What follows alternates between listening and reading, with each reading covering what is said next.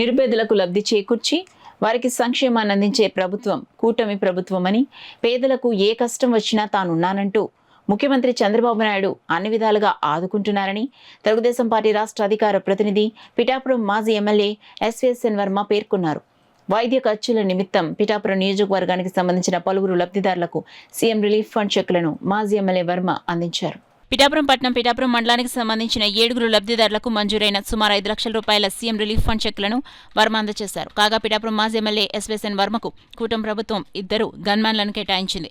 వర్మకు త్వరలో కేబినెట్ పదవి లభించనుందని నియోజకవర్గంలో ప్రచారం జరుగుతున్న నేపథ్యంలో ఈ గన్మ్యాన్ల కేటాయింపు ప్రాధాన్యతను సంతరించుకుంది.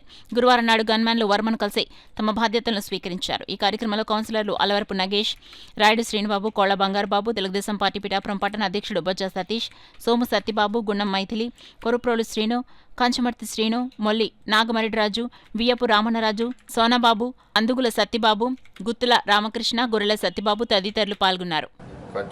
శ్రీను, అందుగుల బేబీ, అలాగే పిఠాపురం రూరల్కి సంబంధించి మేడపాటి అప్పారావు గారు, దుగ్గన గంగాభవాని, నంద్యాల నాగలక్ష్మి వీరందరికీ కలిసి సుమారు టోటల్గా 5 లక్షల రూపాయలు చంద్రబాబు నాయుడు గారు ముఖ్యమంత్రి సహాయ నిధి నుంచి వారి యొక్క ఆరోగ్య ఖర్చుల నిమిత్తం పంపించారు.